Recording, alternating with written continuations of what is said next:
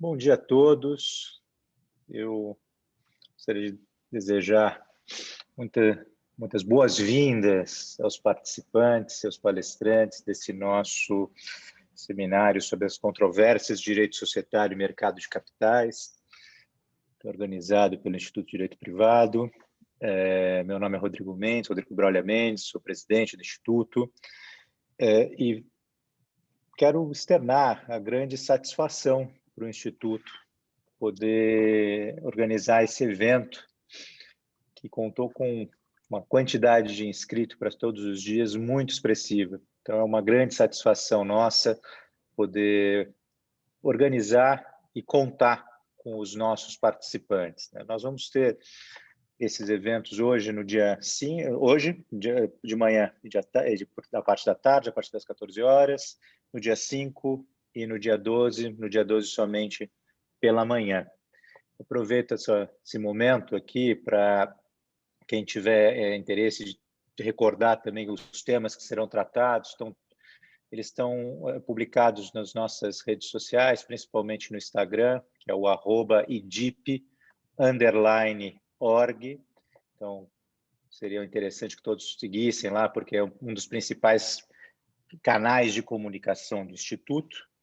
E sem muitas delongas, eu gostaria já de dar início para passar a palavra rapidamente para o nosso moderador, mas eu queria dizer que talvez seja uma das primeiras vezes que o Instituto de Direito Privado tenha decidido tratar de questões de mercado de capitais e direito societário, né?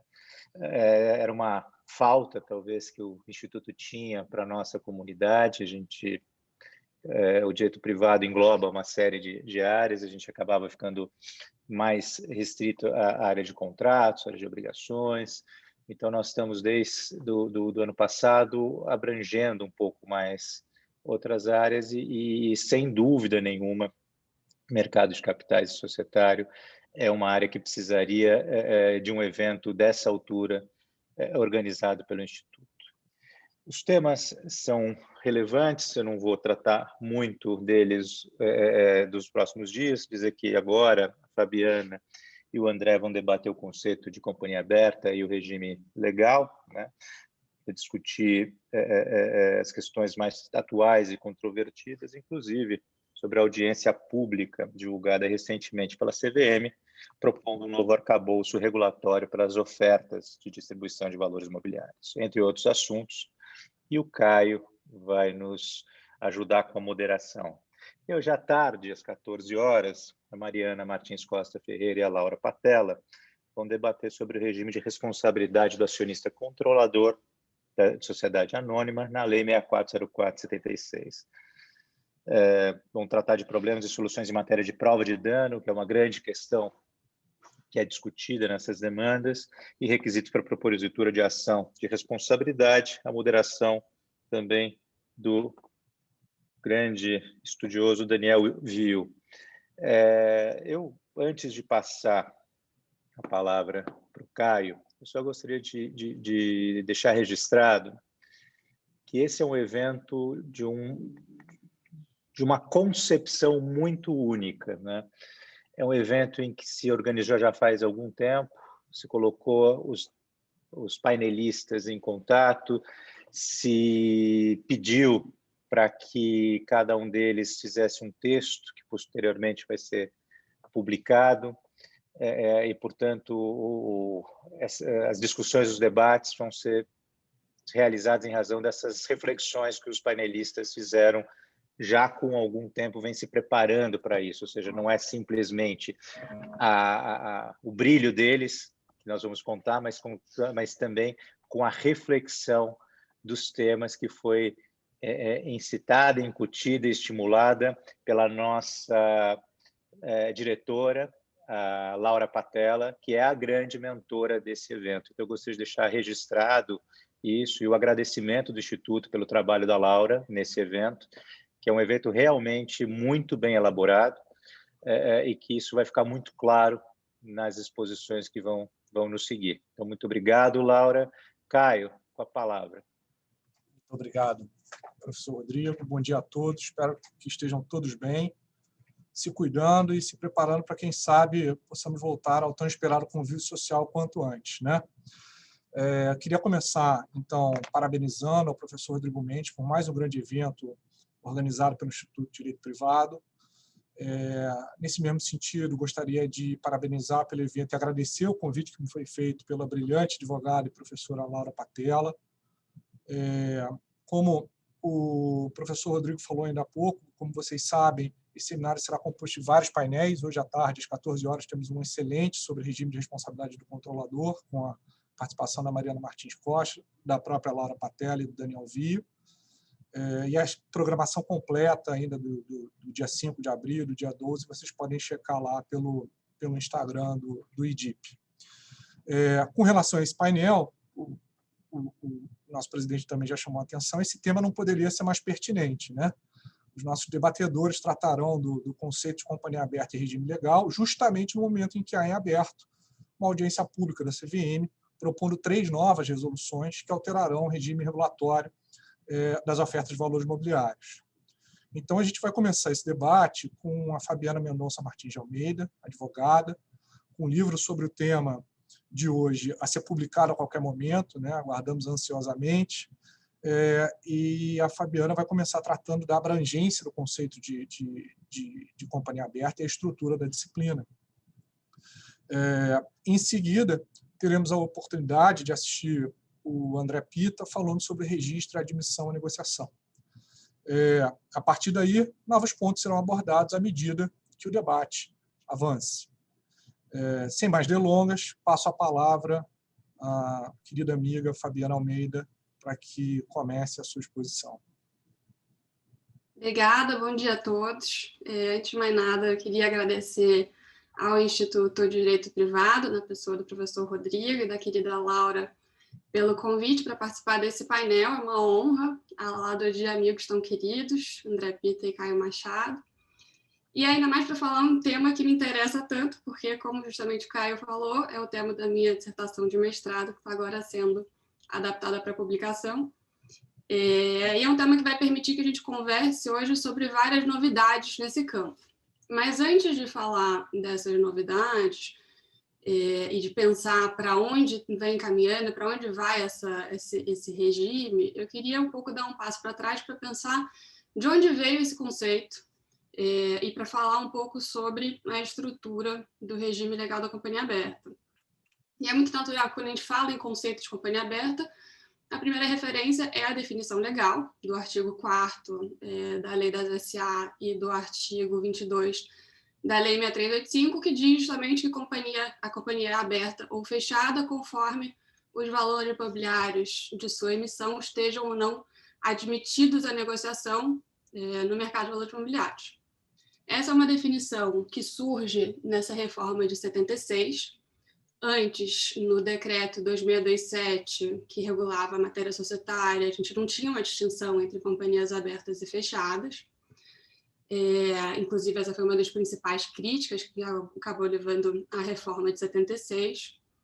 Na Lei 4728, de 65, a gente começou a ter uma distinção embrionária, porque, ao regular o mercado de capitais, essa lei instituiu a necessidade de registro como condição para acesso ao mercado.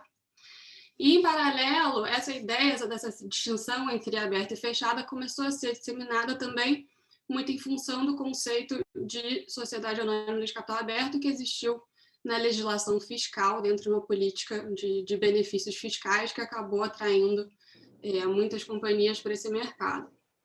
Com a crise de 71, veio o embalo para uma reforma mais ampla, inclusive com a criação da CVM. Foi uma reforma muito influenciada por essa ideia da grande empresa de capital privado, do estímulo ao mercado primário de ações. E mais especificamente com relação a essa definição legal que a gente tem em lei sobre a companhia aberta, eu sempre acho muito interessante notar o que diz a exposição de motivos da Lei 6404. Por quê?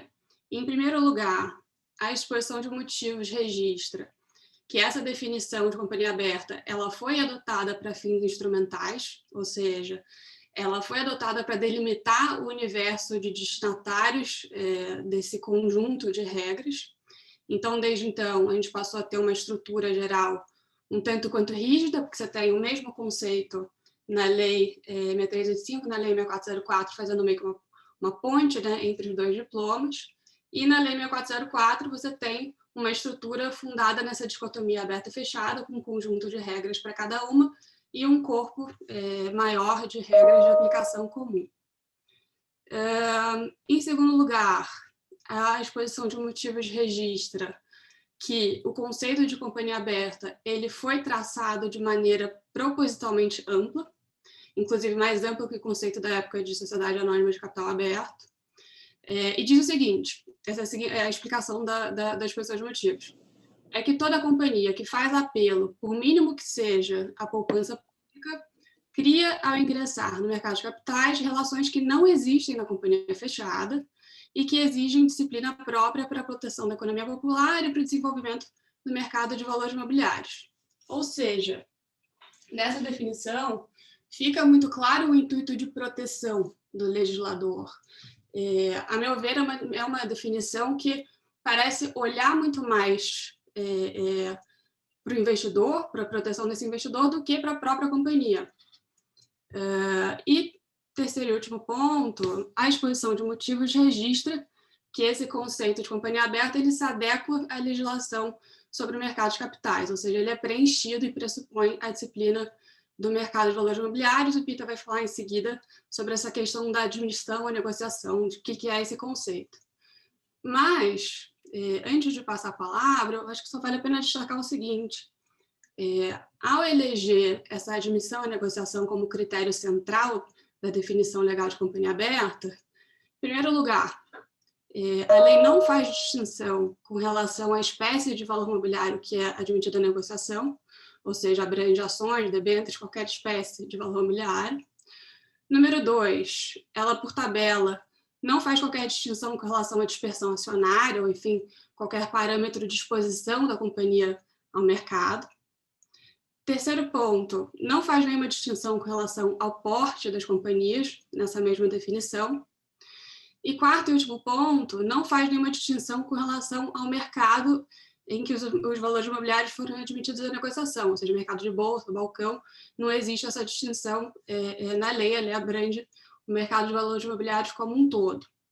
Então, com isso, essa definição da lei de companhia aberta, ela não se restringe a essa ideia clássica, talvez da companhia aberta como a companhia com ações negociadas em mercado, com a maior base acionária.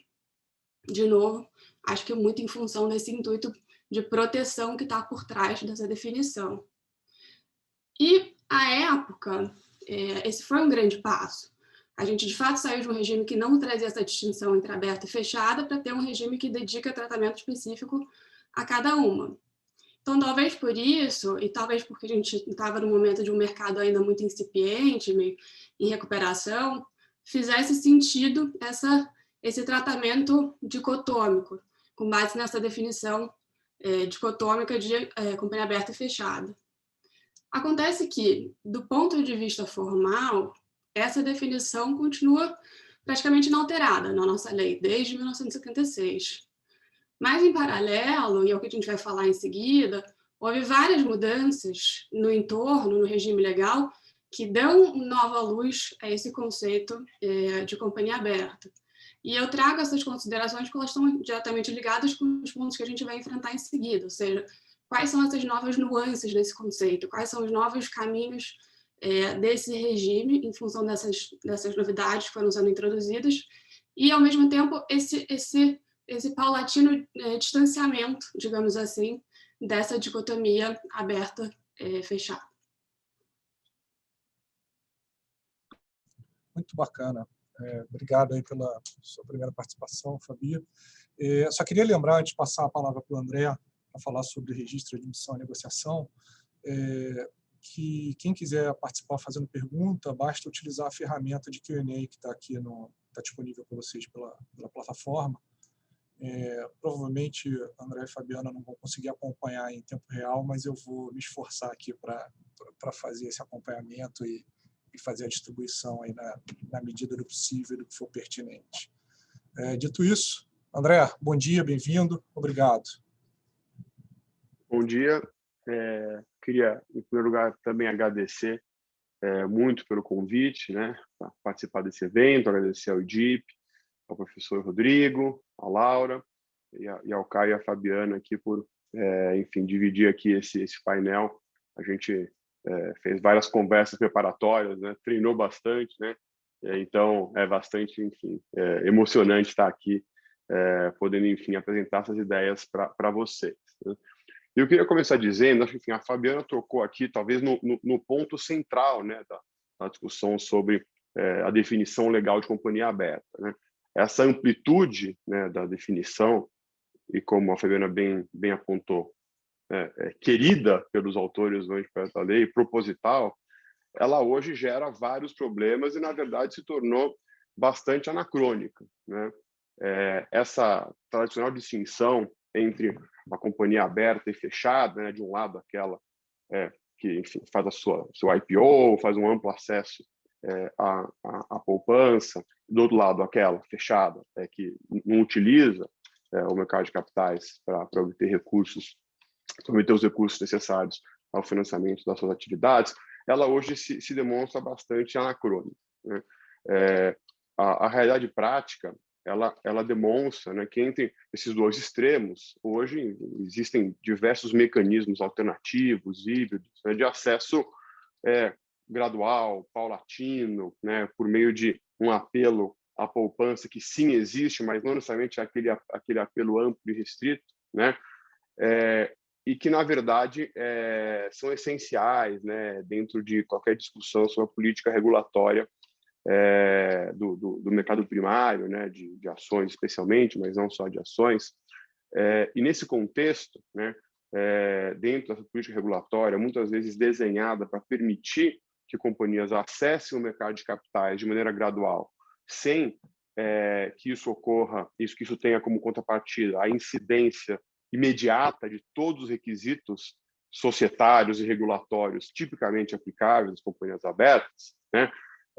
Diante disso, né, a gente hoje no Brasil tem um grande problema, né, porque esses regimes, né, eles em grande medida ao redor do mundo partem da definição de um perímetro regulatório onde você consegue de fato permitir o acesso aos mecanismos típicos de financiamento da atividade empresarial por meio do mercado de capitais, sem a incidência completa do regime societário e regulatório tipicamente aplicado às companhias abertas. E isso, hoje no Brasil, acaba sendo inviabilizado, em grande medida, por essa definição de companhia aberta tão ampla, né, que a Fabiana mencionou, e também bastante diferente, né, das definições análogas em outras jurisdições. E eu acho que é importante passar rapidamente por essa discussão, como, né, a definição de companhia aberta para efeitos da atuação do regime societário e do regime regulatório das companhias abertas ocorre em outras jurisdições, porque acho que isso joga à luz e revela o quão anacrônica é a nossa definição hoje no Brasil e, né, as consequências disso. Então, enfim, né, acho que no caso dos Estados Unidos, né, enfim, principal mercado de capitais do mundo em termos de atividade, principalmente no mercado primário, né, prevalece uma qualificação, né, de companhia aberta, primeiro parte de um critério material, né? Lá é possível que uma companhia passe a ser considerada uma companhia aberta, especialmente para efeitos das suas obrigações informacionais, de maneira involuntária, desde que ela passe a ter uma quantidade de acionistas superior a 750 acionistas, pessoas físicas, enfim, comuns, ou mais de 2.000 acionistas sofisticados, que eles chamam de accredited investors. E então tem esse elemento, né, de tentar, de fato, ter um critério material. Mas ainda assim, né, lá a discussão também é segregada, né, entre a definição societária de companhia aberta e a definição regulatória, né, até porque, como, né, todos sabem, nos Estados Unidos, né, a lei societária ela é estadual, né, então cada estado tem sua lei societária e cada lei societária tem lá a definição, né, de private company, public company e as regras específicas que incidem em relação a essas subcategorias.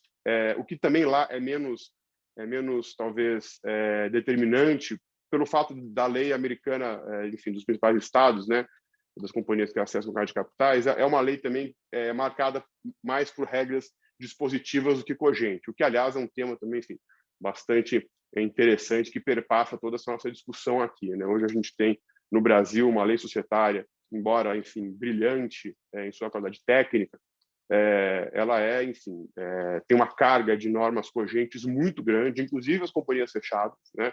E ainda mais para as companhias abertas, e muito grande em comparação, por exemplo, né, com o regime, né, dos tipos societários análogos de países de tradição jurídica semelhante ao Brasil, né? A quantidade de regras cogentes da nossa lei é muito maior do que da lei francesa ou da lei italiana, por exemplo, que foram sendo reformadas ao longo das últimas décadas justamente, né, para permitir uma maior maleabilidade né, da estrutura societária, reconhecendo que isso é um elemento também importante para fomentar o acesso ao mercado de capitais, né? Mas voltando, né, ao exemplo americano, você tem então uma definição societária, né, de companhia aberta, e a definição regulatória, ou seja, aquilo que atrai a competência da SEC, as obrigações informacionais típicas, né, que basicamente associa, né, a aquisição desse status de companhia aberta ou o atingimento de um certo número de acionistas, ou a realização de uma oferta pública ampla e restrita, com esforço de venda, né, amplo e restrito no mercado registrado perante a SEC, ou com a admissão à negociação dos valores imobiliários daquela companhia em bolsa de valores. E essa é uma distinção também muito importante quando a gente compara com a nossa definição brasileira, né? E, enfim, quando a gente olha também para os países europeus, a gente também verifica, né, que há sempre uma tendência a vincular a aquisição, né, do status de companhia aberta, seja para fins societários, seja para fins regulatórios, também a admissão à negociação dos seus valores imobiliários em bolsa, né? O que acontece, por exemplo, né, na lei inglesa, né, que tem lá o Companies Act, tem um conceito de Public Limited Company, né? Mas a legislação de mercado de capitais, o Financial Services and Market Act, traz, né, uma definição mais restrita, né, que é a chamada Public Traded Company, que é aquela, de fato, que tem as ações admitidas à negociação num mercado regulado, né, e a definição de mercado regulado na Europa é bem mais restrita do que aqui no Brasil, né? Basicamente, essa definição abarca apenas os mercados de bolsa, né, os mercados, de fato, onde acontece a ampla negociação dos valores imobiliários, de modo, então, que a atração do regime específico, né, das companhias abertas acontece só mediante a admissão e negociação das suas ações em bolsa, né? E o mesmo acontece, enfim, na legislação francesa e na legislação alemã e também na lei italiana. E a lei italiana, enfim, ela tem um aspecto muito importante, né? Em 2003, a lei foi amplamente reformada justamente para contemplar uma categoria intermediária entre as companhias fechadas e as companhias abertas, né? Que é o que eles chamam lá de companhias que fazem uso do mercado de capitais, né? É uma categoria intermediária que abrange não só as companhias abertas típicas, lá aquelas que têm ações cotadas em bolsa, né?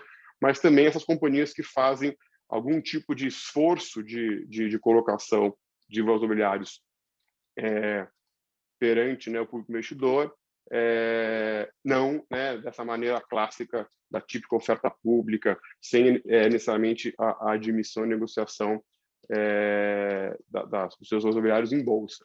Isso é importante porque você permite, de fato, a criação de mercados que lá são chamados de mercados privados, né, nos Estados Unidos e na Europa, né, os chamados de mercados alternativos, onde, de fato, você permite que uma companhia acesse o mercado primário de capitais, capte recursos, tenha os seus valores imobiliários, ações, inclusive, negociados em sistemas de negociação, que, a despeito de não serem organizados como bolsas de valores, permitem, né, que você tenha liquidez, né, para aqueles ativos. Então, de fato, você cria um perímetro regulatório que favorece o acesso ao mercado de capitais sem a incidência imediata, né, das regras típicas das companhias abertas. Tendo como contrapartida, né, evidentemente, a restrição ao tipo de investidor que pode ter acesso a esses valores mobiliários, uma vez que essas companhias elas não têm um registro perante o regulador, não estão sujeitas ao regime informacional completo, né? Às vezes tem várias dispensas em relação também a obrigações internacionais. Contrapartida é que você restringe a aquisição e negociação no mercado secundário desses ativos a investidores sofisticados, mas, enfim, o que já é muito útil, muito importante nessa etapa, às vezes, inicial ou intermediária de acesso ao mercado de capitais.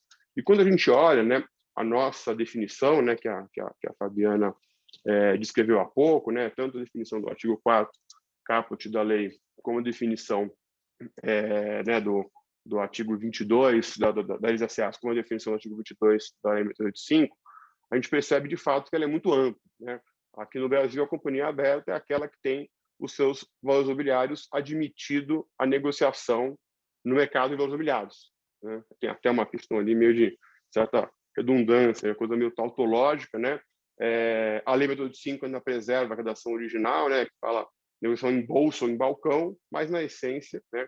São as duas formas de organização do nosso mercado de valores mobiliários, e aí é que está talvez a grande distinção quando a gente compara com o regime americano, com o regime europeu, onde a aquisição, né, desse status ela está ligada, né, à admissão à negociação em bolsa, né? E por que isso é importante, né? Essa expressão, admissão à negociação, é uma expressão central, como a Fabiana colocou aqui, para efeito da qualificação né, de uma companhia como a aberta, e ela é usada, né, na lei e na regulamentação, às vezes com um duplo sentido, né? Quando a gente olha para a lei, ela fala em admissão à negociação, ela está claramente tratando da aptidão, né, daquele imobiliário ser negociado publicamente, o que depende, como regra, né, da obtenção de um registro próprio perante a CVM, disciplinado pela Lei 685, né? A própria CVM usa em algumas regras, como por exemplo na edição 461, a expressão admissão à negociação para fazer referência ao ato da entidade administradora de mercado, da Bolsa, por exemplo, né, de aceitar aquele ativo nos seus sistemas, o que pressupõe a listagem daquele emissor muitas vezes, né, e o estabelecimento de uma relação contratual com a Bolsa. Mas quando a gente olha para a lei, né, ela usa a expressão em referência à aptidão, que depende dessa autorização regulatória. Tanto é assim, né, que não há uma entidade que possa admitir a negociação um valor imobiliário, por exemplo, no mercado de balcão não organizado, que é um mercado centralizado, um mercado, na verdade, né, onde os intermediários estão fazendo operações, enfim, sem necessariamente a centralização em um ambiente de negociação. E isso, né, gera impactos importantes, né, porque você, de fato, não consegue estruturar um mercado alternativo, como acontece em outros países, onde você possa ter a negociação desses imobiliários, às vezes, enfim, colocados mediante ofertas dispensadas de registro, também, enfim, é um ponto importante que a gente vai falar mais para frente, faz parte dessa política regulatória sempre de fomentar o acesso ao mercado de capitais, né? Você não cria esse espaço onde isso possa acontecer sem a atração do regime societário regulatório aplicado às companhias abertas.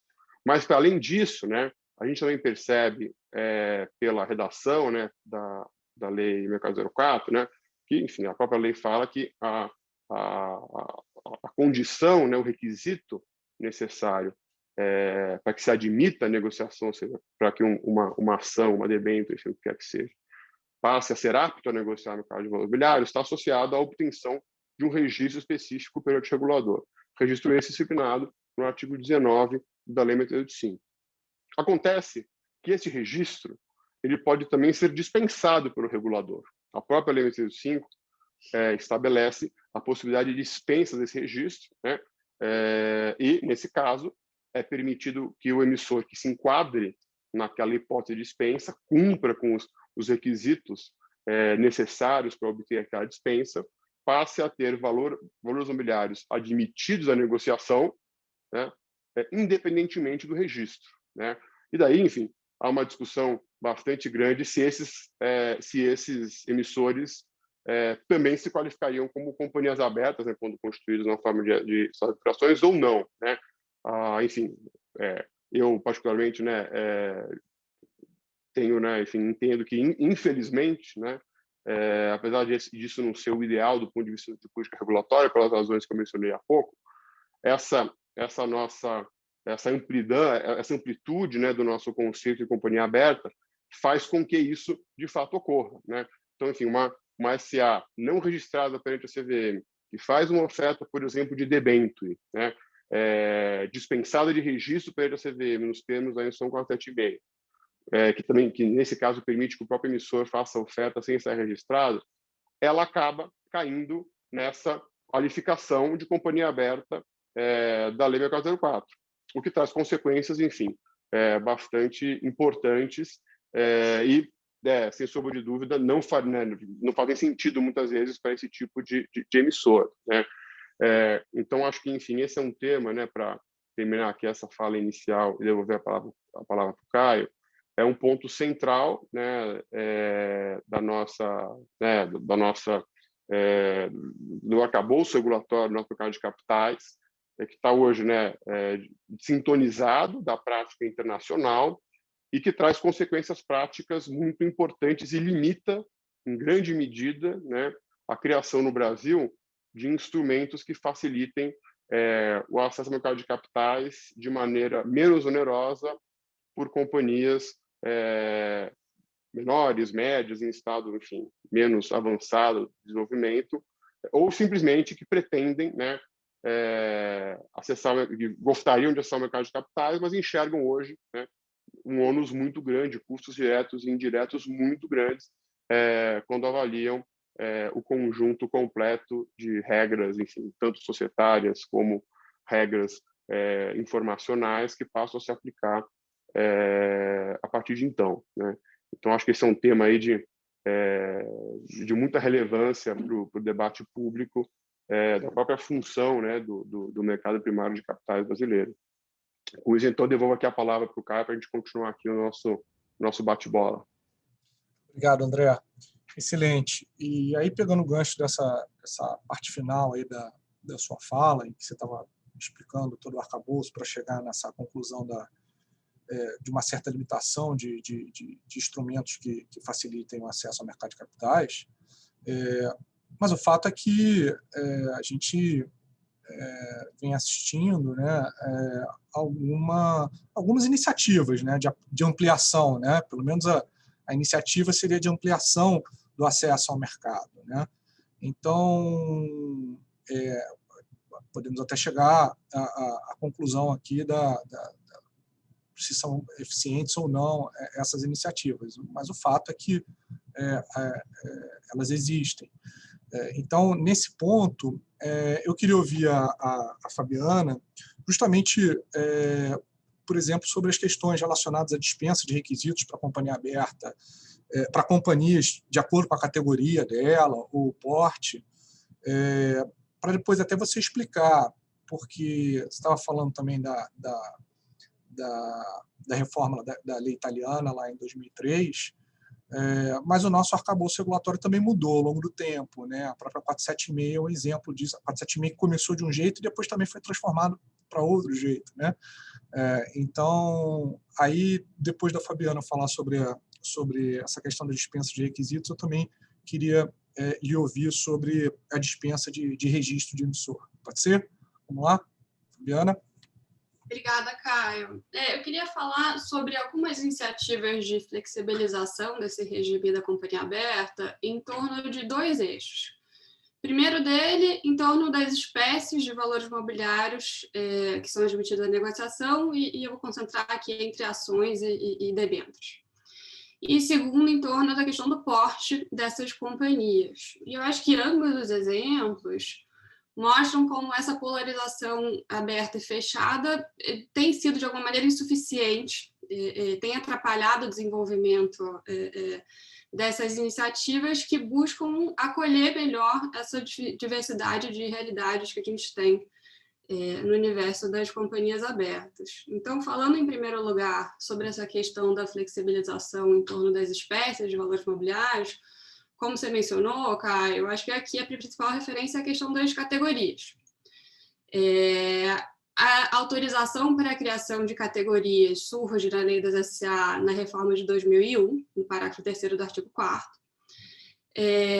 Passou-se, então, a autorizar a CVM a classificar as companhias abertas em categorias e especificar as normas sobre companhias abertas aplicáveis a cada categoria. Essa é a redação do parágrafo 3º. E, à época, isso foi percebido como um afastamento, até um verdadeiro rompimento dessa antiga dicotomia aberta e fechada. E, de fato, parece uma iniciativa para tentar contornar essa rigidez que a gente vem comentando. À época, ocorreu a seguinte discussão: qual é o limite dessa autorização? A CVM poderia, com base nisso, dispensar, por exemplo, o artigo 254A para qualquer companhia, obrigação de realização de oferta, ou não. E acabou prevalecendo, apesar de que é um artigo que não recebeu tanta atenção na da doutrina, mas prevaleceu a interpretação de que não, de que a CVM estaria adstrita ao âmbito regulamentar, ela não poderia dispensar a aplicação com base nessa autorização genérica de normas hierarquicamente superiores, né? Então, é uma visão com a qual eu concordo, e inclusive a gente vai ver que essa discussão surge um pouco, ou volta um pouco na questão agora do PL das startups, a gente vai chegar nesse ponto já já. Mas prevaleceu essa leitura mais restrita. A CVM só veio regulamentar isso em 2009, portanto, por esses 8 anos, esse dispositivo ficou um pouco dormente, foi um longo processo interno de discussão, chegou-se a cogitar vários critérios adicionais, além das espécies, porte, mercado, isso tudo foi discutido nesse processo de elaboração da proposta que acabou virando a instrução atual, a Instrução 480, mas o que prevaleceu foi o critério das espécies imobiliárias, de modo que hoje em dia qualquer companhia que vá acessar o mercado tem que optar por uma categoria, e o que diferencia, né, o que distingue a categoria A e a categoria B é a possibilidade de ter suas ações, enfim, títulos conversíveis, afins, negociados, admitidos à negociação pública. Então, quanto à categoria A, eu acho interessante destacar o seguinte: se antes a gente tinha um conjunto de regras, mais especificamente sobre regime informacional, aplicáveis a companhias registradas na categoria A gente vê uma tendência hoje em dia de restrição, inclusive, desse universo. Cada vez mais, quando você olha para a Instrução 481, enfim, outros exemplos, você vê a CVM restringindo essa definição, ou a incidência dessas regras para companhias registradas na categoria A, que tenham ações negociadas em bolsa, que tenham ações em circulação. Então, o que você nota, isso parece denotar uma certa migração para um conceito mais restrito, mas até mais distante do conceito que a gente tem em lei, que a gente veio comentando. Quanto à categoria B, essa é uma categoria que, em contrapartida ao fato de não poder negociar ações, ela tem alguns descontos regulatórios, enfim, ela fica sujeita a um regime informacional um pouco menos intenso, um pouco, a meu ver. Eu acho que é importante destacar que a gente tem hoje em dia, no Brasil, uma categoria dedicada a companhias que não têm autorização para negociar ações, ou seja, um distanciamento, vamos dizer assim, talvez essa ideia clássica que às vezes predomina no imaginário de uma companhia aberta com dispersão acionária, com ações negociadas em bolsa. Esse novo esquema das categorias trouxe a necessidade de regulamentar também a conversão de categoria. Esse é um aspecto bastante interessante. A oferta, que a gente costuma chamar de oferta pública para fechamento de capital, ela hoje em dia atende a 2 objetivos. Ela pode ser realizada tanto pela companhia que quer cancelar o registro de companhia aberta para se tornar uma companhia fechada, quanto pela companhia que quer cancelar o registro na categoria A e converter para a categoria B, portanto, ela permanece como uma companhia aberta.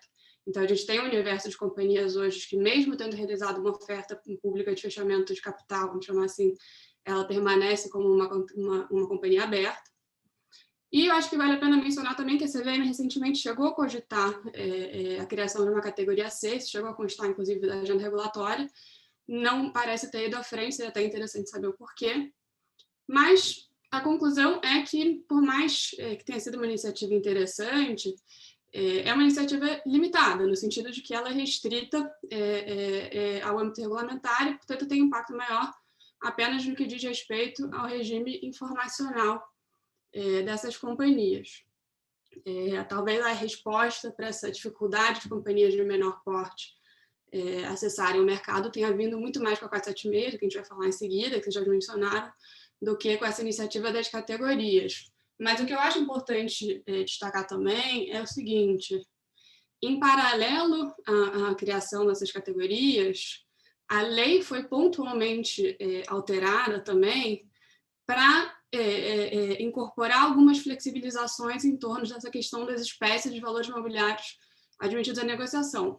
Por exemplo, e eu acho que esse seria o principal exemplo, quando você vê o artigo 202, que trata do dividendo obrigatório, desde sempre, no parágrafo 3º, você tinha uma autorização para, nas companhias fechadas, se deliberasse, a Assembleia deliberar a distribuição de um dividendo inferior ao obrigatório.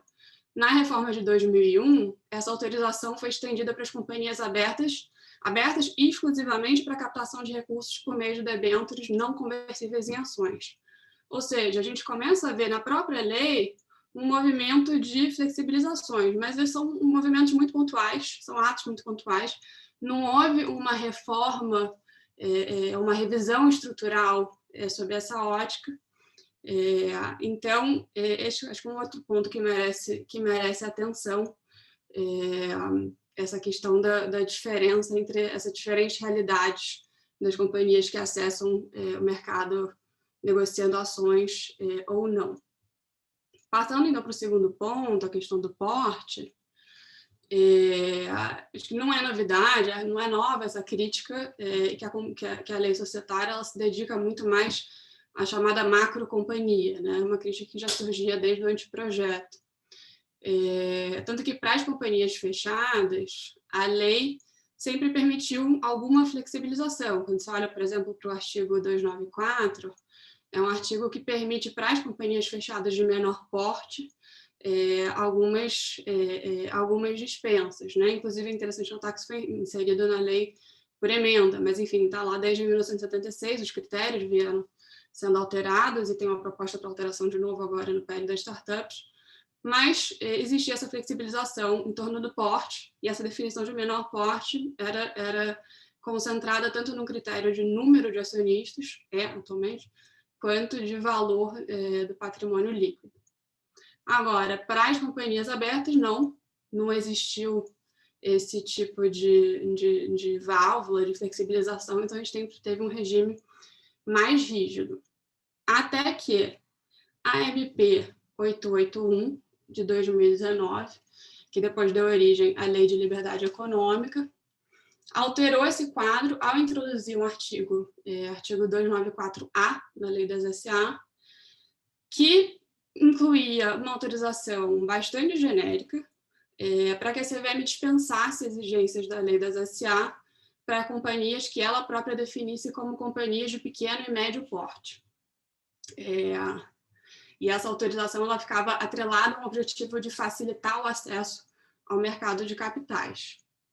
Acho que um primeiro ponto para reflexão é que não me parece ser uma matéria que justifique, enfim, ser inserida em medida provisória, é uma alteração bastante sensível à lei, mas, enfim, eu acho que o ponto principal é que levanta a dúvida, primeiro, com relação a se pode, e segundo, com relação a se se deve dar uma autorização tão genérica à CVM para instituir um regime legal flexível, por mais bem-vindo que possa ser essa flexibilização, para essas companhias de menor porte. Fato é que esse artigo 294A ele não constou da Lei da Liberdade Econômica, acabou perdendo o efeito quando a MP caducou. Porém... Eu posso fazer um comentário aqui? Só para não perder, né? Esse exemplo ele é ótimo, né? Porque ele mostra, né, enfim, que de fato a gente consegue identificar os efeitos do problema, né? Mas não ataca o centro dele, né? O problema é a definição de companhia aberta e o fato de companhias que não deveriam se qualificar como tal acabarem, enfim, né, adquirindo esse status por conta do conceito amplo que não captura essas nuances todas que a gente falou. Da solução que é apresentada, em vez de, né, consertar o conceito e criar esse tal perímetro regulatório, né, então eu vou assumir que isso acontece, que é assim, né, em vez da lei lá e alterar o conceito, eu quero dar uma delegação ampla ao regulador, algo de, né, legalidade, né, bastante questionável, né, para ele escolher e determinar, né, quais são os requisitos, né, que deve se aplicar ou não. Então, esse exemplo é sintomático porque ele revela que existe uma percepção de que isso é um problema, né? Mas a solução ela é torta, né? Ela é um pouco, enfim, né? Inadequada porque não ataca a causa raiz do problema, que é a definição de companhia aberta. Desculpa que eu não me aguentei aqui.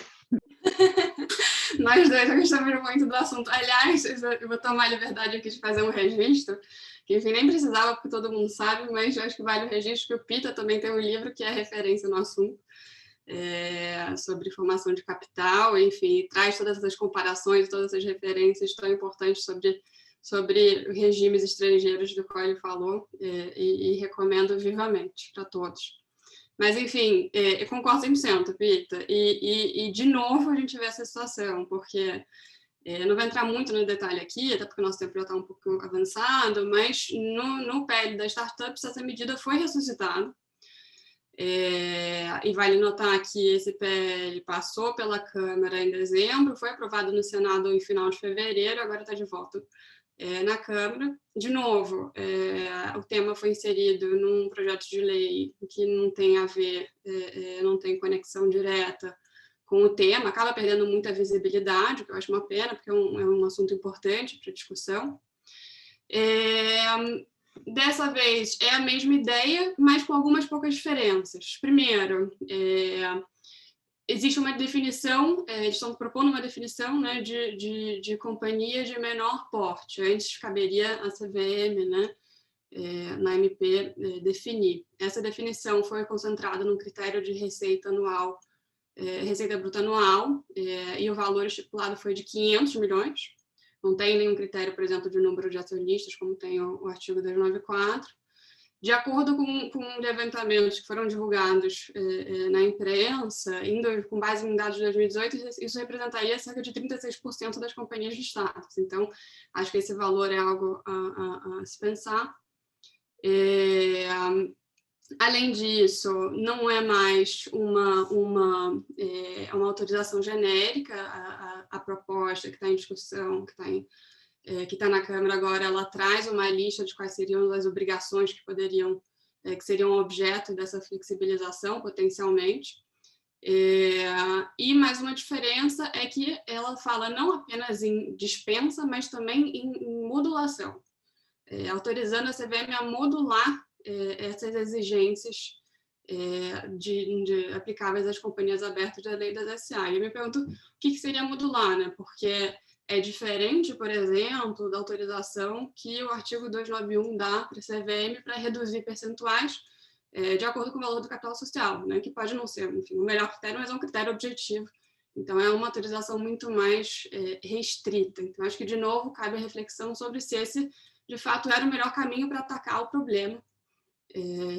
Enfim, se esse é o melhor, se essa de fato é a melhor solução, se essas obrigações são de fato as mais onerosas, enfim. Então, esse é um ponto, eu acho que para reflexão. Eu acho que também é importante pensar que a gente tem no Brasil essa particularidade que é a CVM fiscalizando e punindo infrações não apenas da lei do mercado de valores imobiliários, mas também da lei societária. Mas, por outro lado, acho que é importante sempre ponderar que eu acho que são leis com características muito diferentes, são matérias com uma natureza diferente. Eu acho que, enquanto a matéria de mercado tem essa natureza mais dinâmica, e faz sentido que a CVM tenha essa liberdade para ir ajustando quando necessário, a matéria societária, por outro lado, ela tem uma perenidade maior, ela exige uma segurança maior, então eu acho que a gente tem que ter muito cuidado com a forma como a gente vai trazer essas flexibilizações. Então, eu encerro aqui minha fala só destacando o seguinte: esses são movimentos que aconteceram dentro do regime legal da companhia aberta, por mais que, de novo, a definição esteja lá inalterada, que buscam essa maior fluidez, buscam acolher melhor essa diversidade. Eu acho que essa ideia de one size does not fit all fica muito clara, fica muito evidente, mas eu acho que merece reflexão sobre como isso vem feito, e, de novo, mostra esse distanciamento dessa lógica antiga de aberta versus fechada e dessa estrutura mais rígida que a gente sempre teve. Obrigado, Fabiana. Então, na linha dessa reflexão aí de como isso vem sendo feito, acho que seria bacana ouvir o André sobre, por exemplo, a questão da dispensa do registro de emissor, e até trazendo o histórico da 476. Só antes de passar a palavra para você, André, duas coisas. Primeiro, lembrando a todos que o painel está sujeito a perguntas de todos, né? Não é pelo chat, é pelo Q&A, tá bom? E aí, já antecipando, já tem uma pergunta que eu acho que você, de certa forma, vai tratar, André. Então, eu já vou ler aqui para você, porque aí você já formula aí na sua cabeça quando você estiver expondo. Infelizmente, está como anônimo aqui, enfim, mas a pergunta é pertinente, então não tem problema. A instrução CVM 476 não representou justamente uma tentativa da CVM de criar um meio do caminho entre exclusão e acesso pleno ao mercado de capitais? Não é uma forma de oferta não pública, tratada como pública pela CVM apenas para esticar sua competência normativa e permitir a criação de um safe harbor? Então, André. Obrigado, Caio. Acho que, de fato, a pergunta tem tudo a ver aqui com o que eu pretendia falar nesse próximo bloco, né? Acho que desde a edição da Lei 685, né, a CVM ela sempre teve poderes bastante amplos para modelar o regime regulatório aplicável às ofertas, né, de imobiliários e aos seus emissores, né? Aliás, mais amplo do que outros reguladores têm, né? E isso sempre, enfim, acho que é uma opção feliz, né, da Lei 685. E, de fato, assim, a primeira iniciativa nesse sentido foi, né, a edição da Instrução 476 em 2009, né, que instituiu, né, um regime especial para a realização daquilo que a norma chamou de ofertas públicas distribuídas com esforços restritos, né? Daqui eu abro um parênteses, né? Eu, pessoalmente, acho que essa tentativa, né, assim como a gente discutiu aqui, essa oposição do companhia aberta, companhia fechada, e a dificuldade de qualificar o que está no meio, né? O mesmo se aplica a essa discussão das ofertas públicas, né? Essa insistência de tentar definir oferta pública, oferta privada, em função, talvez, da avaliação do quão intenso é o esforço de venda e os meios empregados para fazer aquela oferta, um método de regulação, especialmente, muito subjetivo, que gera muita incerteza, né? E não é por outra razão que ele já há muito tempo vem sendo abandonado pelos reguladores mundo afora, né? O que se tem, na verdade, né, é a definição de um regime típico aplicável às ofertas públicas típicas, aquelas, né, que contam com o amplo apelo à poupança, aquela que, né, termina com o cara tocando a campainha lá na B3 ou na NYSE, né, enfim.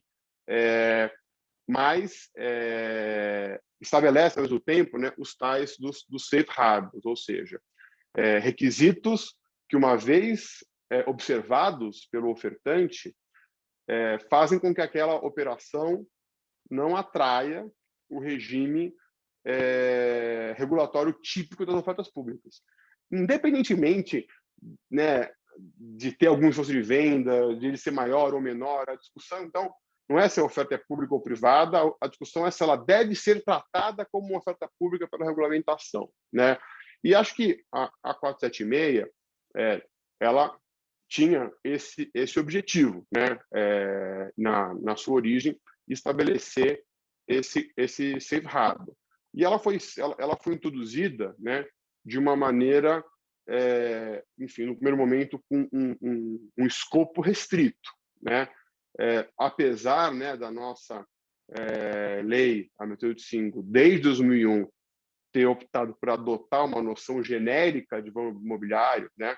Ter lá uma lista de ativos que são bons imobiliários, mas ao final, no inciso 9º, no artigo 2º, ter uma definição aberta do que é bom imobiliário, justamente para sair dessa discussão da lista fechada e o que eu faço se surge um ativo novo, etc., né? Que pavimentou muito o debate ali que antecedeu a edição da lei da reforma de 2001. O fato é que a cota TIMEI ela nasceu com essa coisa da lista, né? Então tem aqui um conjunto de bens imobiliários que podem ser ofertados uma oferta dispensada de registro e talvez ainda mais, né, inovador à época, e cujo emissor também pode estar dispensado de registro perante a CVM. Nesse primeiro momento, restrito aos bens imobiliários de renda fixa, né? Então não se admitiu que esse regime se aplicasse à oferta de ações ou de qualquer tipo de bem imobiliário conversível ou permutável em ações.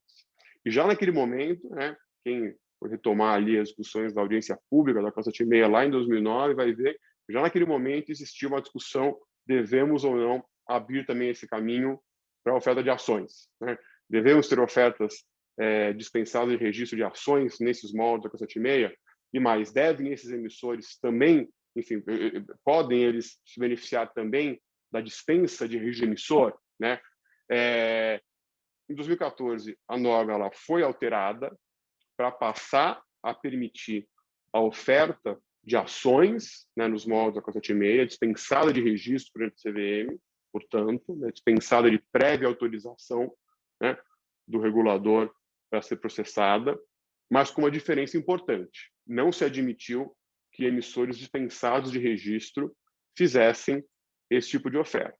Então, a Cota TIMEI, hoje, ela tem dois regimes. Para renda fixa, eu posso ter um emissor dispensado de registro, que faz uma oferta dispensada de registro.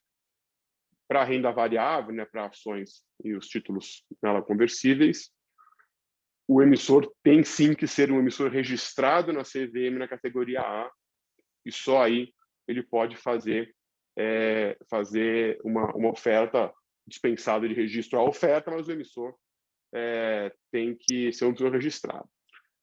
Talvez, né, enfim, o que está por trás disso tudo é essa dificuldade de lidar com a definição de companhia aberta, né? Enfim, eu particularmente entendo que, pela definição, esse emissor que faz a oferta de debênture dispensado de registro perante a CVM, uma vez que essa debênture ela estará admitida à negociação, pelo menos no mercado de balcão não organizado, ele, infelizmente, se enquadra na definição de companhia aberta da Lei 6.404, né? Por ser um emissor de renda fixa, né, isso tem menos relevância. Agora, um emissor de ações, né, a discussão sobre se esse emissor é uma companhia aberta, a CVM tem que supervisionar, ainda que dispensado, né, dos requisitos associados ao registro, é uma discussão complexa e talvez por essa razão esse passo não tenha sido dado. Não foi dado em 2014, a despeito, né, de também ali na época os registros da audiência pública indicarem que era um tema que também permanecia em debate, e essa discussão que a Fabiana mencionou, se não a dispensa do registro do emissor que faz uma oferta de ações, talvez a criação de uma nova categoria, né, uma categoria C, menos onerosa, né, com um nível menor de obrigações, ainda que eu não consiga resolver o problema da incidência do regime societário das SAs, que por si só já é, né, enfim, bastante oneroso, quórums cogentes, conselho de administração obrigatório, enfim, tantas outras impossibilidades de criação de classe de ações ordinárias, né, e tantas outras regras cogentes que se aplicam especificamente às companhias abertas. Mas fato é que, pelo menos, a dispensa dos requisitos regulatórios estava ao alcance, né, do regulador, e esse passo nunca foi dado, né? E chama atenção, né, enfim, que agora também nessa grande proposta de reforma né, das regras aplicáveis às ofertas de bens imobiliários, que, enfim, inclusive propõe a edição de uma nova instrução, a revogação da 400, a revogação da 486 e a instituição de um novo regime, né, também não toca nesse ponto, né? Eu acho que daí vale a pena analisar essa proposta de reforma sob duas perspectivas diferentes.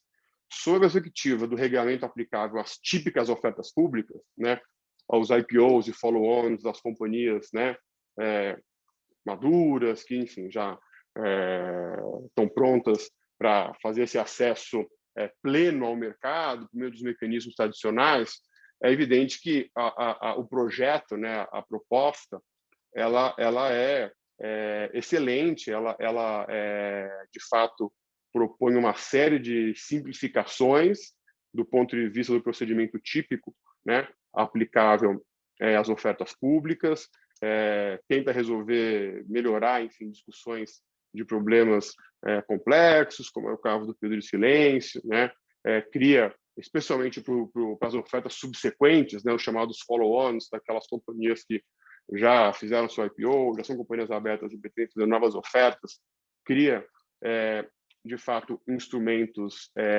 muito atrativos, né? Mas, por outro lado, nessa parte, né, da criação de instrumentos, né, que podem facilitar o acesso de novas companhias ao mercado, aquele acesso inicial, a regra não traz novas propostas, não traz evoluções, inclusive retrocede em alguma medida em aspectos importantes que hoje existem na 476, né? Então, como eu falei, muito se discutiu ao longo, né, da edição da 476 e das suas reformas subsequentes se os emissores dispensados de registro poderiam ou não fazer ofertas de ações dispensadas de registros, e isso nunca foi admitido. A nova proposta, ela também, enfim, não permite isso. Há aqui, né, aí abrindo um parênteses, há uma sugestão, uma proposta da CVM de migrar esse regime da dispensa de registro para um regime de registro automático das ofertas, né? E acho que esse é um ponto, enfim, as repercussões, as consequências regulatórias disso devem ser também bastante pensadas, né? Ao redor do mundo, pelo menos eu não tenho conhecimento de países em que os safe harbors são instituídos mediante registro automático. Normalmente o registro pressupõe o cumprimento de todos os requisitos, e o fato dele ser concedido automaticamente apenas diz respeito ao fato que o regulador vai analisar previamente ou eventualmente a posteriori ou sob demanda o cumprimento daqueles requisitos. Aqui, na verdade, há uma proposta de migrar para um regime de registro automático com dispensa de requisitos em alguns casos. Enfim, acho que a gente tem que ter cuidado ao avaliar as repercussões dessa migração. Mas, dentro da nova sistemática, né, se preserva, então, a ótica de que os emissores não registrados como emissores perante a CVM, não sujeitos à Instrução 480, apenas podem fazer essa, então, agora nova oferta registrada automaticamente, a oferta que não conta, né, com a análise e avaliação prévia do regulador dos valores imobiliários de renda fixa, né? Em relação aos emissores de ações, né, e daí está, né, talvez o retrocesso que eu mencionei, né? A regra, enfim, não só não permite que os emissores dispensados de registro façam ofertas de ações não sujeitas, né, à análise prévia do regulador, como também tira essa possibilidade nas ofertas iniciais, nos IPOs, para os emissores registrados, né? Hoje, a 476 permite que uma companhia faça um IPO por meio, né, de uma oferta 476. Isso já aconteceu esse ano 3 vezes, com 3 companhias, né, que não tiveram sucesso na sua oferta 400, problemas de janela de mercado. O Brasil é um país, né, em que as janelas são muito voláteis, mas conseguiu, registrou como emissor categoria A na CVM, porque a 476 exige isso, e fez o seu IPO, inclusive com listagem em bolsa, no novo mercado, por meio de uma oferta feita nos moldes da 476, que apesar de não trazer grandes dispensas do ponto de vista societário, do ponto de vista informacional, porque, né, esse emissor tem que ser registrado na CVM como emissor categoria A, traz maior celeridade, né, uma melhor capacidade de aproveitamento de janelas, né, para a realização da oferta, que foi acontecendo nesses 3 casos. E a nova proposta, né, ela retrocede nesse ponto, porque ela apenas ela estabelece que para os IPOs, né, para as ofertas iniciais, é necessário sempre fazer uma oferta que ou será registrada com análise prévia pela CVM, como acontece hoje. Se cria a possibilidade dela ser analisada previamente no âmbito daquele convênio que a CVM tem com a Ambima, mas, né, e é, ao final, registrado automaticamente pela CVM, mas pressupõe análise prévia de uma entidade autorreguladora, que vai, enfim, processo de exigências, aquela sistemática comum. Ainda que a oferta seja limitada só a investidores profissionais, né? Isso, de fato, vai na contramão, né, do que a gente já tem hoje na Casa 76, do que é a tendência mundial, né, na regulação das ofertas, onde não se exige registro ou intervenção a priori em ofertas destinadas apenas a investidores profissionais, né? Essa é a tendência, né, na Europa, na Prospect Regulation, né? Essa é a tendência nos Estados Unidos, né, com base, enfim, todos os safe harbors que eles têm lá para a reação de ofertas, né? E essa tendência não foi seguida nessa proposta de audiência pública, né? E assim, ao olhar tudo isso, né, eu sempre volto ao ponto inicial, né? Eu acho que toda essa discussão, essa insegurança que existe em relação ao conceito de companhia aberta, a sua amplitude, a partir de que momento ele incide, a abrangência excessiva do conceito, traz preocupações que são legítimas, evidentemente, né, do regulador, que, por outro lado, impedem que a gente aqui adote medidas de maior flexibilização nessa agenda, né, do acesso, das políticas de acesso alternativo ou, enfim, intermediário ao mercado de capitais, né?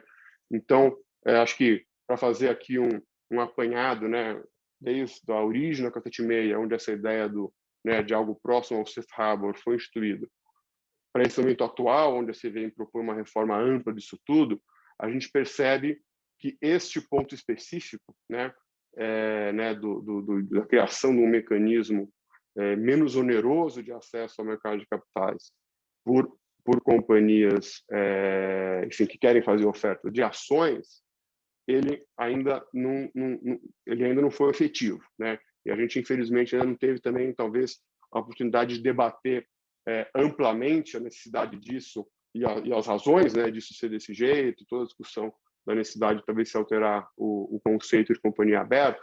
E esse é um ponto, né, em que a gente vem andando de lado, né, na nossa política regulatória há bastante tempo, né? E é evidente, né, a CVM fez esforços muito importantes em relação a esse tema, já chegou, né, enfim, a própria reforma da 476 de 2014 era muito ancorada nesses esforços, e a ideia era justamente permitir, né, com a possibilidade de se fazer um IPO com a 476, que isso acontecesse, né, enfim, se criasse pelo menos um mecanismo um pouco menos oneroso do tradicional, mas fato é que de lá, né, para cá teve pouco avanço nessa agenda, e a proposta que está hoje colocada em audiência pública, inclusive, não mais permitiria, né, de acordo com a proposta, não mais seria possível que uma companhia fizesse o seu IPO nos moldes da 476, né?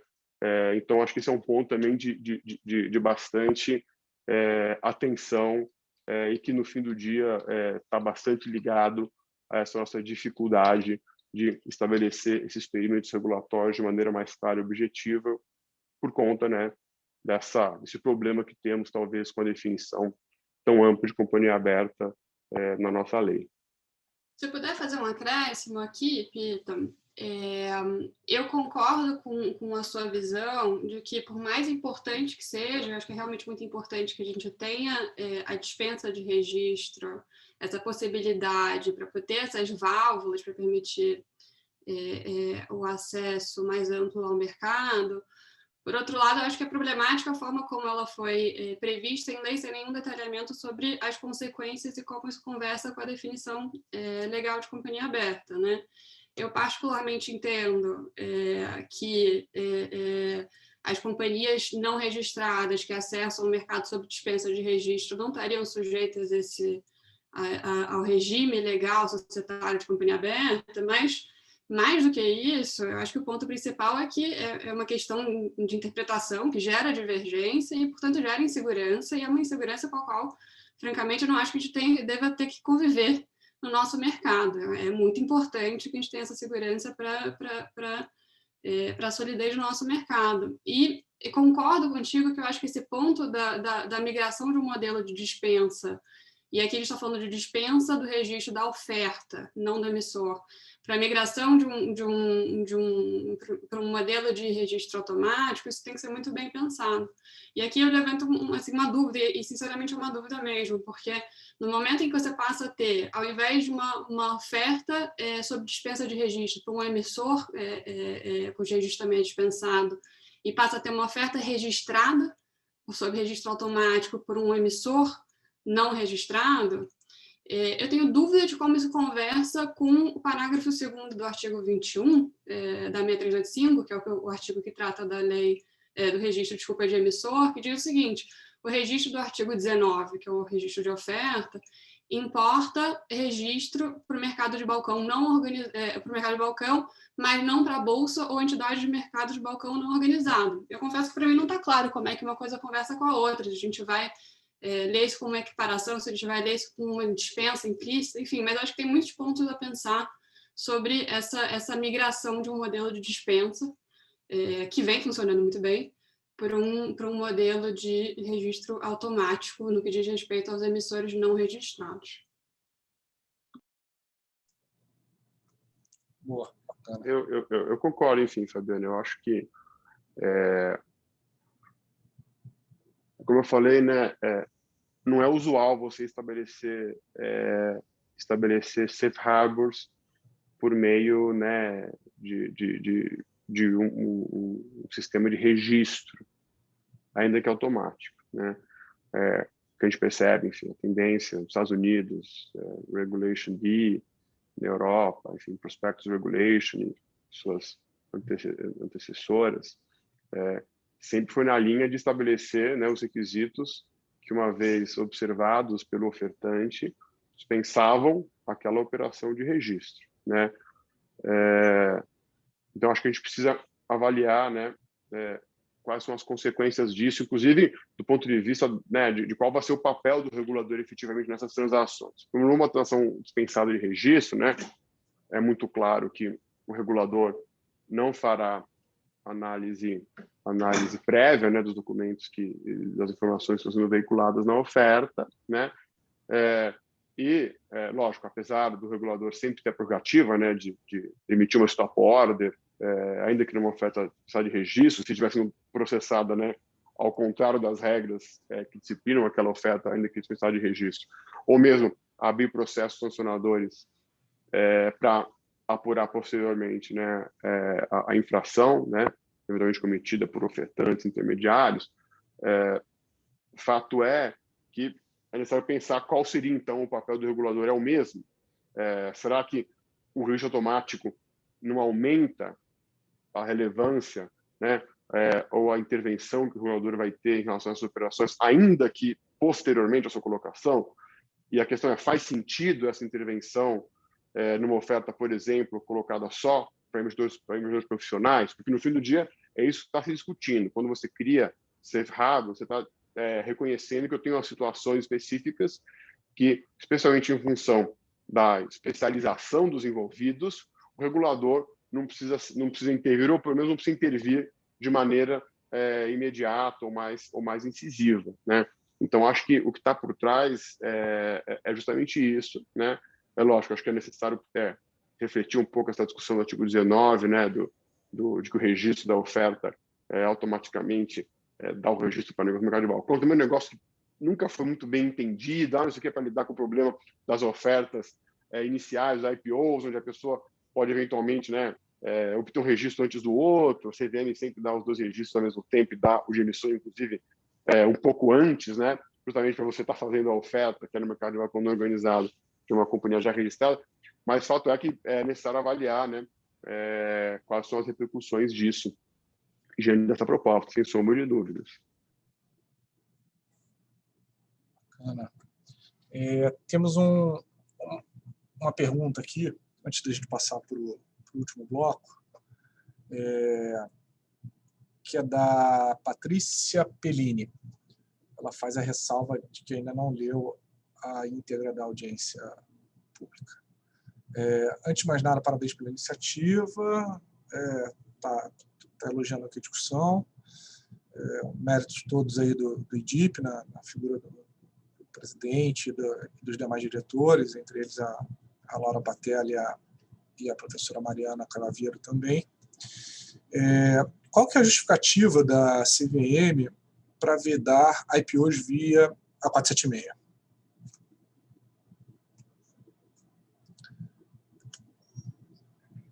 Olha,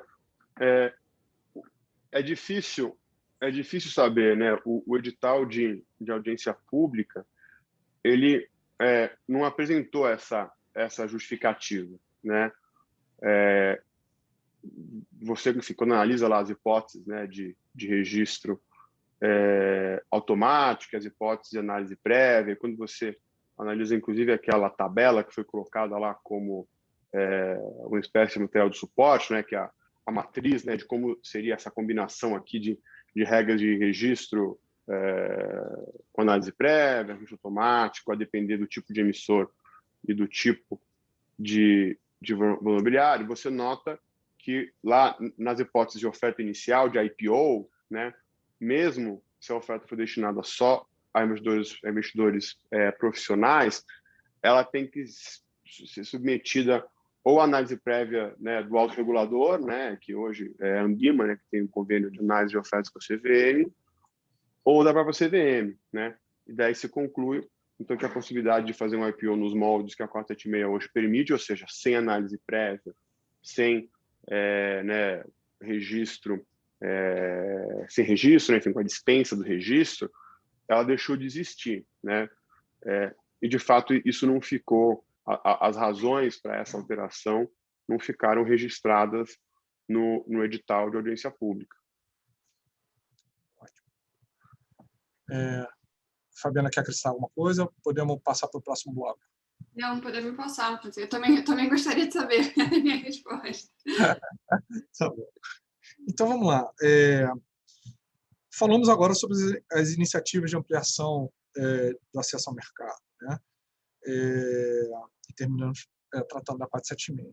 Agora, por último, acho que seria bom também ouvi-los, né, sobre as iniciativas de restrição ao acesso ao mercado, né, ou de permanência no mercado. A audiência pública traz aí alguns questionamentos já estão sendo levantados, já estão sendo debatidos em relação à proposta, né, se faz sentido você ter um cancelamento de registro por falta de oferta pública, né, qual que é o objetivo da Comissão de Valores Imobiliários com esse tipo de dispositivo, e se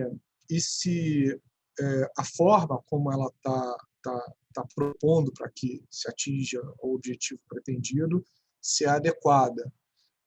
Acho que a gente pode começar pela Fabiana também, mas acho que depois o André fala sobre os mesmos pontos. Pode ser? Maravilha. Caio, obrigada. Eu acho que a ideia é justamente essa, ao tocar nessa última iniciativa que a gente vai comentar, trazer um pouco desse contraste, porque a gente falou de várias iniciativas que buscam ampliar o acesso ao mercado, enquanto que essa vai um pouco na contramão. E aqui a gente está falando especificamente da proposta que foi submetida no âmbito da alteração da Instrução 480 para alterar o artigo 54, permitindo o cancelamento de registro de ofício, do registro de emissor, eu digo, por falta de realização de uma oferta pública. A gente já vai explicar em maior detalhe a proposta, mas eu acho que o mais importante para destacar é o seguinte: a lei não vincula o registro de emissor e o registro de oferta pública. Essa vinculação, de fato, existiu em âmbito regulamentar. Antes você tinha lá a previsão de que eles deveriam ser postulados concomitantemente e uma exceção que a CVM poderia dispensar esse requisito quando a companhia tivesse alguma dispersão acionária. Depois, as hipóteses em que isso podia ser afastado foram ampliadas até que a CVM reverteu essa lógica. E hoje a Instrução 480 previa de uma maneira muito, muito clara, no parágrafo 1º do artigo 1º, que o pedido de registro de emissor ele pode ser submetido independentemente do pedido de registro de oferta pública de distribuição de valores imobiliários. Consequência disso é que a gente, de fato, tem um universo grande de companhias que, por mais que sejam registradas, não fazem nenhum esforço de captação pública pelos mais diversos motivos, mas ainda assim se sujeitam ao regime legal de companhia aberta. E, às vezes, por mais que elas não tenham feito diretamente algum esforço de captação desse tipo, uma oferta pública registrada, por assim dizer, indiretamente, às vezes, ela concentra o investimento de muitos investidores, seja porque elas têm investimento de algum fundo de pensão, por hipótese, investimento de algum fundo de private equity, enfim, porque, às vezes, o requisito do registro como companhia aberta decorreu de algum edital de privatização, enfim, são várias hipóteses. Por isso que contrasta muito com essa lógica, essa regra nova agora de que se a companhia não realizar uma oferta, e os parâmetros aqui são uma oferta de no mínimo 50 milhões de reais no período de 12 meses contados do registro de emissor, aí a CVM poderia, então, cancelar de ofício o registro dela como companhia aberta. Eu vou, antes de passar a palavra para o Pita, só destacar, talvez, as motivações que foram apontadas para essa medida no edital da respectiva audiência pública, que, aliás, já está encerrada. E foram duas as motivações. Primeiro, e aqui eu estou lendo do edital, desestimular uma má interpretação sobre as implicações da obtenção de registro. Diz a CVM que a obtenção do registro de emissor ele pode sinalizar um estágio de maturidade do emissor e uma intensidade de ações de supervisão da CVM que não necessariamente corresponde à realidade, se a companhia não é registrada, se o emissor não é registrado. E segundo ponto, a motivação foi promover um uso eficiente, mais eficiente de recursos da própria CVM. E com relação ao primeiro ponto, eu acho que, de novo, vale voltar para o conceito de companhia aberta que a gente vem discutindo aqui. Esse conceito ele não traz nenhuma distinção com relação ao estágio de maturidade, não traz nenhuma distinção com relação ao porte, nem nada do tipo, e nem a regulamentação da CVM, tanto que a gente tem, por exemplo, na 480, as regras sobre emissores em fase pré-operacional, por exemplo. Então, considerando que essas companhias ficam sujeitas a um regime informacional de companhia aberta, essas companhias que são registradas, mas não vão a público, promover uma oferta pública, eu acho que tem caminhos, talvez, menos drásticos, mais adequados para coibir uma eventual má interpretação sobre as consequências desse registro. Esse é o meu comentário principal. Eu passo a palavra para o Pita, então, para ele fazer os comentários dele a essa iniciativa. Enfim, eu concordo bastante com o que você disse, Fabiana. Primeiro, eu acho que essa previsão de uma hipótese de cancelamento de ofício do registro de emissor, em relação a um emissor que não fez uma oferta pública com um valor mínimo, que está lá também colocado na proposta, no período de 12 meses, é também um grande retrocesso, infelizmente. Como você bem lembrou, existia um momento em que a regulamentação de fato estabelecia como requisito para a concessão do registro de companhia aberta, de emissor, a época chamada ainda de registro de companhia aberta, que é a expressão que a Lei 885 usa ainda, condicionava o registro à demonstração de que aquela companhia ou já tinha uma dispersão da sua base acionária prévia, ou estava fazendo concomitantemente uma oferta pública.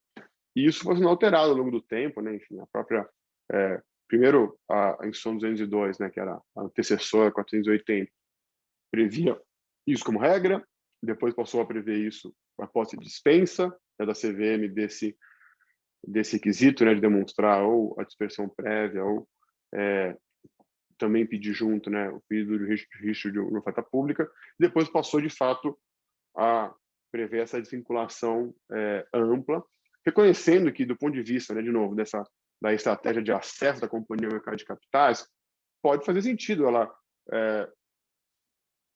primeiro, enfim, como uma etapa de preparação, enfim, obter o registro com o registro de emissor, passar a cumprir com as obrigações, passar a divulgar suas informações no mercado, usar isso como uma espécie de vitrine, até do seu próprio negócio, e a partir de um certo momento optar por fazer a oferta pública, né?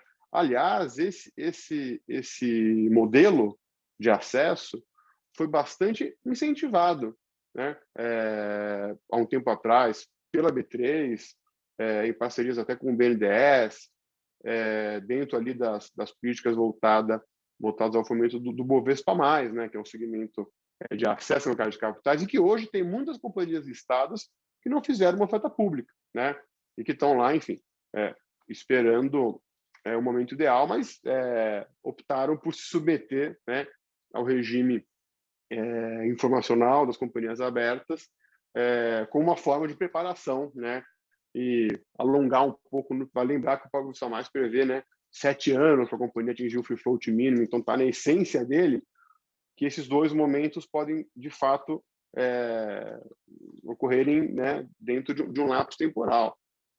Então, essa previsão de cancelamento de ofício de alguém que não fez uma oferta em 12 meses, então, se não foi em 12 meses, depois vai ter que, de novo, incorrer em todos os custos, né, de obter um novo registro, eu acho que ela não se justifica. Essas explicações que foram apresentadas, eu concordo com você, elas não me parecem suficientes, né? Primeiro, enfim, que os limites e a função do registro, não há dúvidas, né, de que já há muito tempo o registro não pressupõe opinião sobre o mero impedimento, não pressupõe qualquer tipo de análise qualitativa do investidor, não pressupõe qualquer tipo de juízo sobre a maturidade do emissor.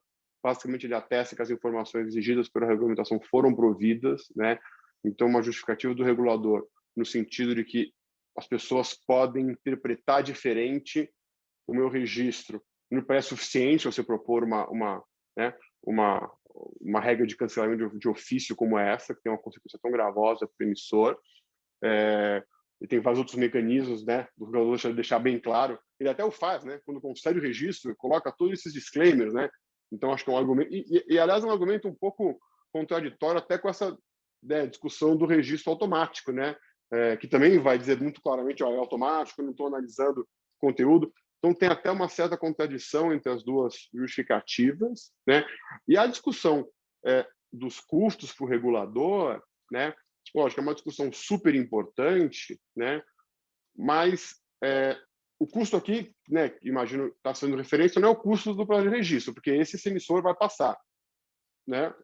Depois de 12 meses, eu posso cancelar o registro, então a gente só pode supor que está se tratando dos custos de supervisão de um eventual emissor que não acessou o mercado, né? E, sinceramente, eu acho que isso você resolve de outras maneiras, né? Enfim, vai lembrar que, por determinação do Conselho Monetário Nacional, a CVM tem que preparar o seu plano de supervisão baseado em risco, né? Então, o esforço que ela vai ter em relação a esses emissores que nunca acessaram o mercado, enfim, que alguns podem até chamar de emissores de prateleira, pode ser equacionado, né, dentro da política de supervisão baseada em risco e qual vai ser, de fato, o esforço de supervisão em relação a eles, né?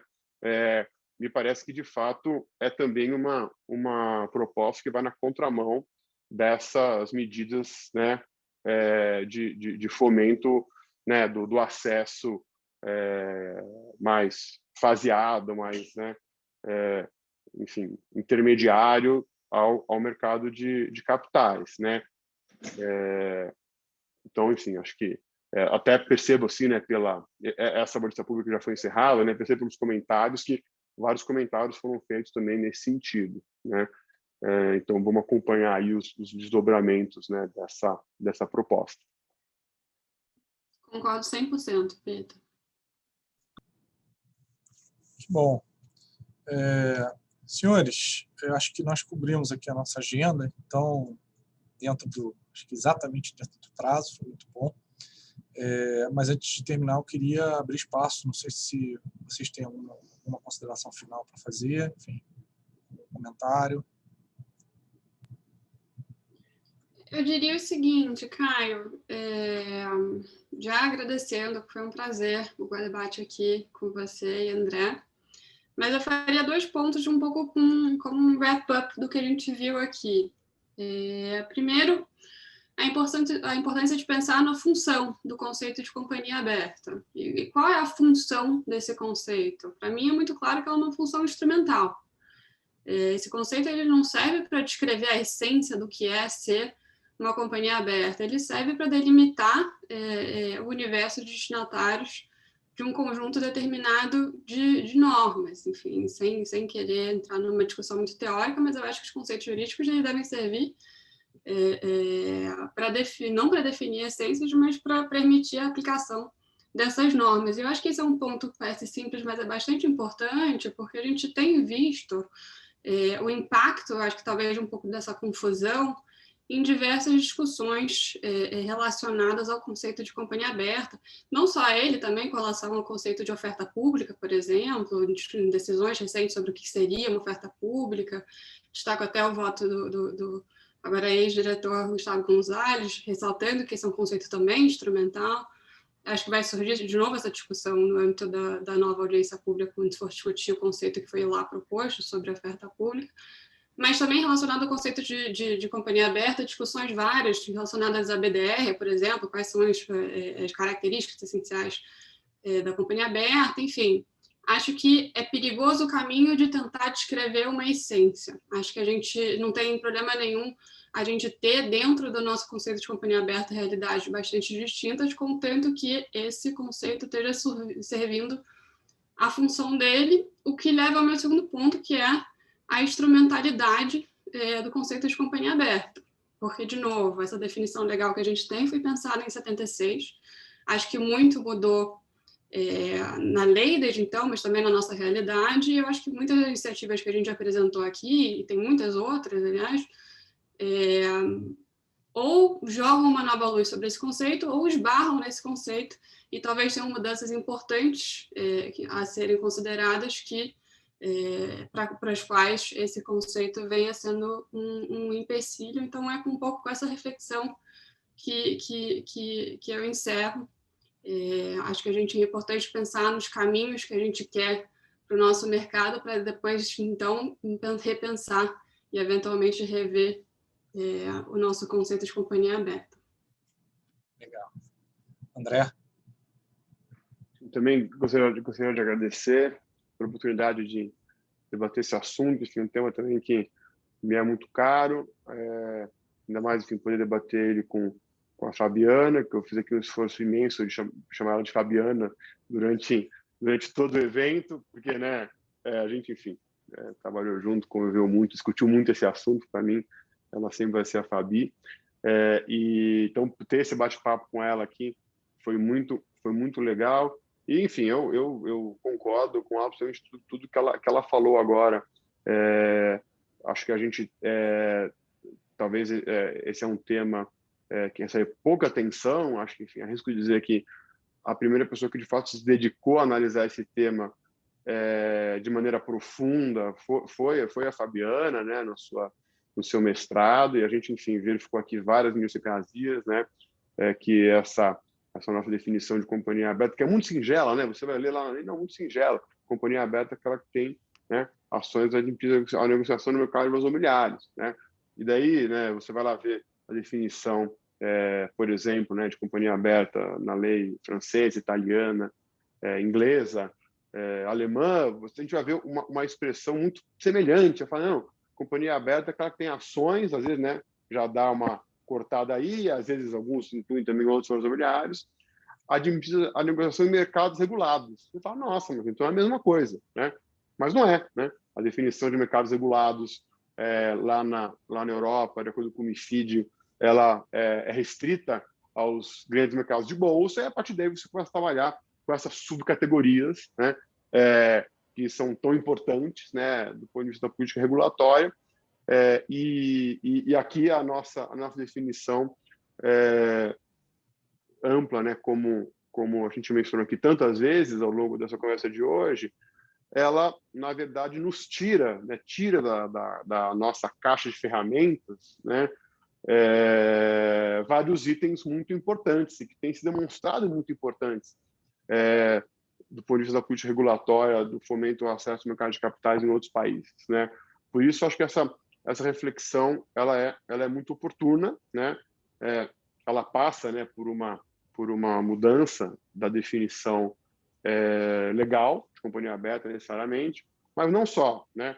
passa também por um amadurecimento dessas políticas regulatórias voltadas a permitir um acesso menos oneroso ao mercado de capitais por companhias né, que na verdade estão buscando um acesso não tão amplo como aquele que os idealizadores da lei vislumbraram no momento em que definiram quais seriam as obrigações das companhias abertas na lei dos SA, né?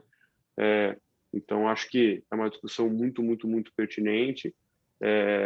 Enfim, gostaria de finalizar agradecendo a oportunidade, o convite do IDIP, agradecendo ao professor Rodrigo, a minha querida amiga Laura, e ao Caio e a Fabi aí por essa conversa tão bacana.